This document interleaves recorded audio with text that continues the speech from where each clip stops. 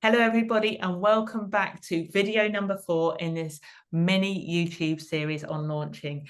I am Naomi, I'm a content marketing strategist, and Hi, I'm Carol, and I'm an Ops and Implementation Support Specialist. this video is on the main event, the actual launch event itself.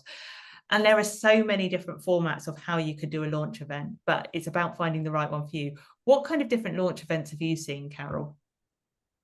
Gosh, yeah. So as a launch manager, I've supported on so many. There's like you have your online summits, you have your challenges, you have your masterminds, you have your workshops, your webinars, um, podcasts. There's just literally so many different launches that can go on out there. Just you can have quieter ones as well. They don't always have to be the all singing, all dancing. You can have quieter launches, which are just like emails, an email sequence going out there. So yeah, so many different kinds. Love them. Yeah, and it's about finding what works for you and what works for your ideal clients, as well as thinking about what's going to actually be the right launch into whatever I'm selling. So, for instance, I'm launching a mastermind shortly, but a challenge might not be quite the right format for that. So, I'm looking at doing a boot camp, which is a little bit more intense, but it's designed to set up the mastermind. Whereas, like you say, if I'm launching like my membership, I might do an email sprint. So it's a very different kind of process sometimes, and it just depends on what works for your audience as well. So we often use a lot of different terminology. I know with some audiences, like the word challenge would be meaningless. They wouldn't get that. But if I did a workshop and still had the challenge element in it, which they wouldn't even realize, they'll probably get that sometimes. So it is about working out what's the correct one, isn't it? Absolutely, absolutely. Yeah, there are. And as you say, it's matching your energy with that launch and the audience as well. So yeah, absolutely. As you've just said, you can do a challenge in a workshop, but call it a workshop instead, and it's then recognized by your audience. But you also have to match your energy. So if you are a naturally quiet person, obviously a challenge is very high energy. There's generally you're needing to do lots of lives yourself, so a challenge isn't going to be suiting you then either, and if it doesn't suit you, that is going to have a knock-on effect to the launch as well. So yeah, so you need to be thinking about not only what suits your audience, what is your audience going to relate to, but also think about you as a person and how you come across with delivering things as well. Are you a high energy, loud, vibrant person, or do you prefer the quieter kind of launches as well? So yeah, so many different ways of getting what it is that you do out there to people. Yeah, absolutely. Often when it comes to launches, people can kind of feel a bit like overwhelmed by the actual launch events itself. But why do we do a launch event? What is the purpose of the launch event rather than just opening the doors to whatever we have on offer? What are the benefits of doing a launch event? It's basically it's to share about you, it's to share about your expertise, it's to share about your service, your product that you want to get out to the world. It's to make your audience feel like you're talking to them. To as you said before, sometimes they don't even realize they might have an issue with something until they actually hear about it. So it's to make things relatable to them, to make them sit up and listen to things. It's to what's the word, it's to kind of sit you with the expertise. It's to put you on that podium as someone with the expertise, that not only do you know that they have a problem even though they didn't realize it until you said, but it is to let them know that you're the person that can help with that problem as well. Yeah, absolutely. And I think certainly from my experience of trying this myself as well as doing it for clients, you see that launch events, like I said, gives you a window into your world, gives you a window into what you're going to offer, and starts people to help make people believe what you're offering is possible for someone like them. Ultimately, they help you make more money. The bottom line is launch events will help you sell your product much easier. It feels like it might be a lot of work and a lot of energy. Like you say, match your energy to your audience, match your energy to you, because you want the right kind of people buying from you. But it is about really thinking, okay, by doing a challenge or doing a summit, I am probably going to make more sales for a 2-day event or a 3-day event, rather than just opening my doors and trying to sell something, which would be so much harder work, because people haven't seen how important it is in their life. They haven't been taken with you through that process to understand why they need it and why they need it now. And that's what's really key. They need to see that just a tiny bit that they might be able to achieve results with what you're having to offer. Absolutely, yeah. And again, think about what it is that you want from the launch as well. Is it that you're wanting a certain number of people to come through the doors in your membership? Is it that you're just wanting to hit a certain money threshold? It might be a higher ticket thing, so you don't need as many people to purchase from you, but you still need to be thinking about the numbers that you want to be drawing into your launch, the number of audience and sign-ups to make sure that you have enough for the conversion at the end of the launch as well. But yeah, always keep that in mind as well. How big does your audience need to be to match the conversion that you need to be making? Yeah, absolutely. Numbers don't lie, did they? No. So launch event itself, what would be your kind of recommendations there, Carol? Oh, I'd say this is me. This is what I love. So as I say, I do the launch management throughout the whole launch, but there's just something about the actual launch event. I can't even sit still talking about it. I just love it. Probably my favorite launch event is challenges. I absolutely buzz for those. They can be so much fun. It's kind of like the gamification as well, because it's letting that audience, they're getting involved, everyone's getting to know each other, it's bringing together, because obviously I manage communities as well, online communities. So yeah, it brings people together as that community. So you're just getting one big group of people who are all going through the same struggles together, and they can all relate to each other, and they can all cheer each other on, help each other out. And so yeah, doing those little tasks each day and the challenge, getting the prizes. You've got to have some prizes. You've got to be in it to win it. So yeah, challenges are definitely my number one favorite launch. But yeah, there are obviously other ones. Summits, as you say, they are very intense, very full on. You need big numbers for those as well. But again, I supported on a couple of those as well, and they're so much fun, so much fun. The variety that a summit brings to not only to your offering but to your audience as well. It's just brilliant, so much fun. Yeah, absolutely. When it comes to thinking about like the launch event and like the formats and the content, like you say, planning the audience engagement. So whatever format you choose for your launch event, and again, it depends if you're doing like a challenge and you have a WhatsApp group or a Facebook group, or you're doing it in a certain place so other people can see what other people are doing, because that helps build that encouragement. It's a bit like going to the gym or going to a class, for instance, and going to do a workout class, because other people are helping you keep accountable. But also we want other people to be able to share their experiences so that other people involved can see there's people like them and they'll feel like they belong in part of that. So when it comes to thinking about that kind of content part and what we're trying to do there, it's really about making sure you understand clearly what you want people to do every day. Like, what is it that their outcomes are at the end of each day, keeping it really simple. Don't make it hard for people to take part. This is really what I call the low barrier stuff. People that don't need to really think hard in order to see achievement. We want small actions and not worry that they're not going to, they don't want to do that. We want to give them stuff that they can absolutely do really easily. It's about really thinking about, like we've talked about previously, check your tech, like go through, if you're doing a live video every day, check it works, do all those things. You know, if for instance, you do a Facebook group and Facebook decides to put you in Facebook prison and you can't access your group, change momentum. Doesn't mean you can't still, you've got your email list, use that. Think about the other ways you can do stuff to work around it. I've recently done a challenge with a client who does not like using Facebook groups. So we went, right, well, what's better for you? And we did it in WhatsApp. It worked fine. Again, go with stuff that works for you and works for your ideal clients as well. So really think about how you can do that, and just have exactly what you're going to do every single day. So you know that the tasks are clear, the outcomes are clear, get that tech set up. And like Carol says, plan the audience engagement. How are you going to make sure you keep showing up?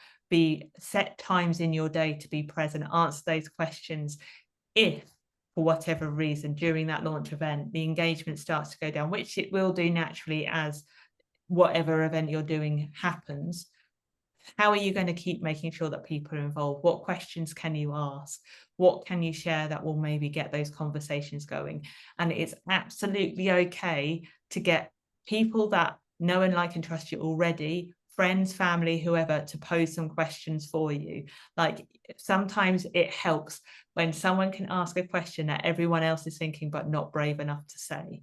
Sometimes that really helps. I've done it with several launches where I've had people that have asked questions, and it's actually then sparked a further conversation. And like Carol said, throughout that event, on the previous video, we're talking about how to grab all of those screenshots, those testimonials, all of those kind of things. Do that. Share what's going on in your challenge with your outside world as well, because there's nothing like FOMO to get people wondering what's going on. Like, it's not about getting people to buy out of it. It's about really showing people should be in this because they are going to gain benefit from it. That's what we're doing. So throughout whatever you're doing, be visible about what you're doing and why you're doing it, and make sure you're taking that on your journey. So the whole purpose of this launch process is to show really clearly why they need to buy whatever it is you're offering and set that up for success. This part is the bit where you have to manage your energy levels a little bit as well. So if you don't do this, like, you will feel like you're bouncing off the walls a little bit. You'll feel stressed.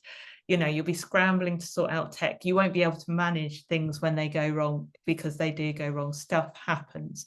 And we want to make sure we don't do that. And you'll feel a bit more disconnected because your energy will completely dip, and your audience will feel that.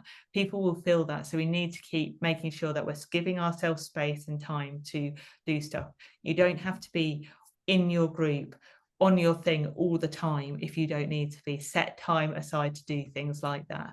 And when you're managed, when it is managed and you know what you're doing, it will just feel magnetic. You'll kind of get those little like light bulb moments, watching people get those things where you're like, oh my gosh, they've got that, and seeing those little wins and seeing all those surprising things.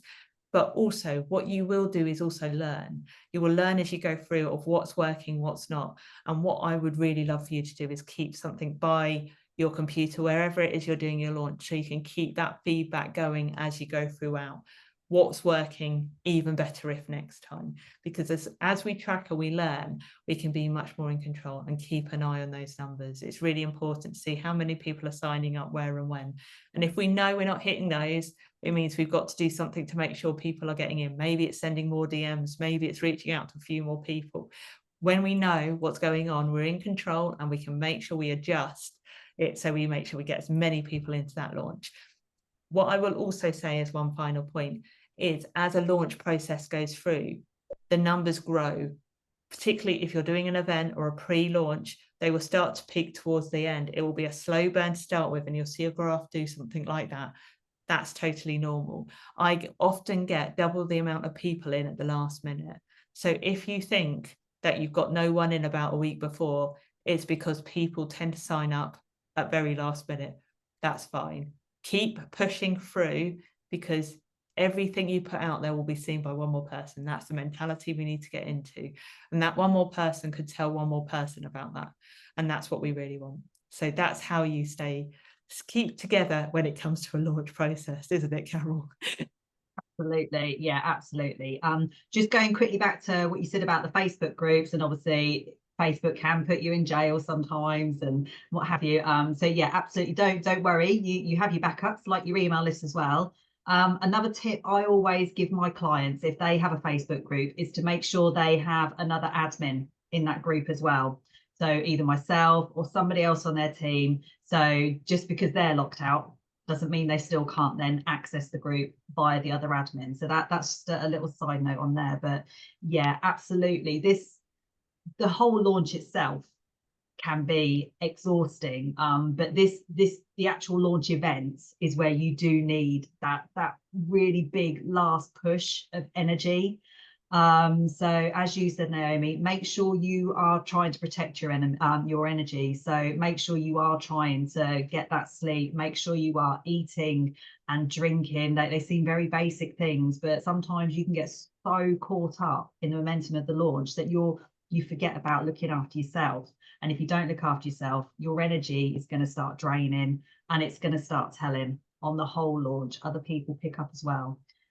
So obviously going back to the very first video we did on planning, where we mentioned about plan to have people in who can play to their strengths, and so you can play to yours. This again is where you can also have somebody on the sidelines who can help out as a community manager, as a launch manager.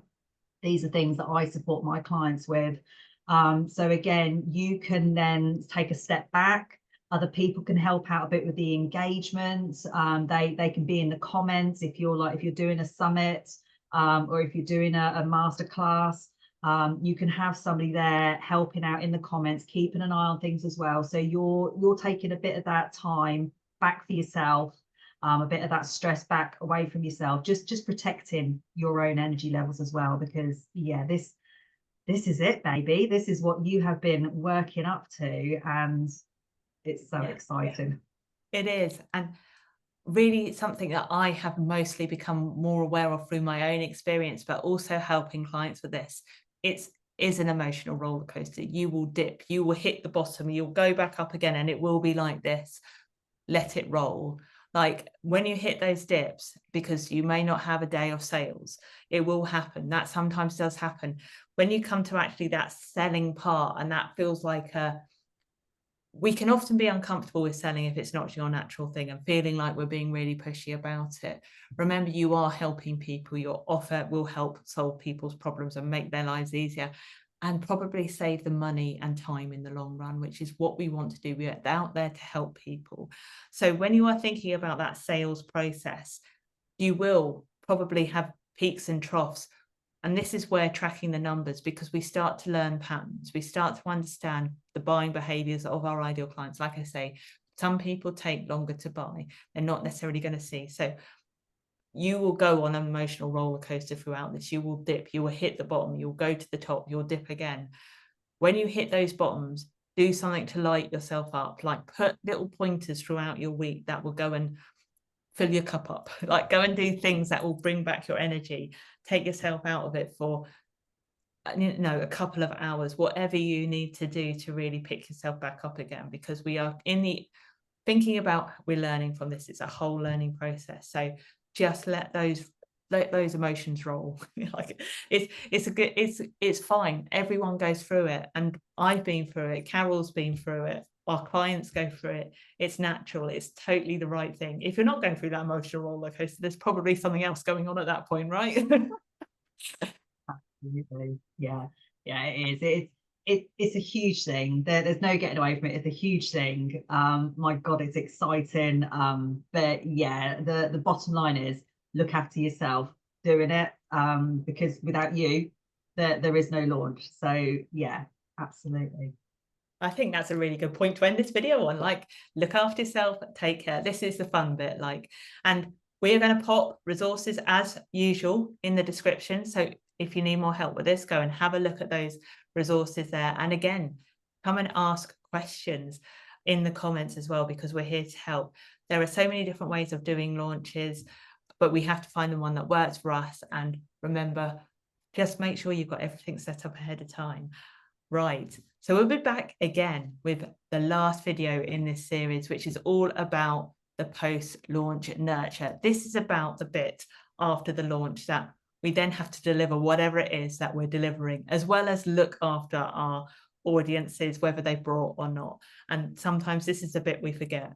Like we do the launch, we're tired, and then we actually have to do stuff afterwards. I've done that before where I've not prepared enough afterwards, so I don't recommend it. So come back for that final video, because this is a really, really important one of how we make sure we keep people from getting that buyer's remorse at the end of it. So thank you very much for listening. Thank you.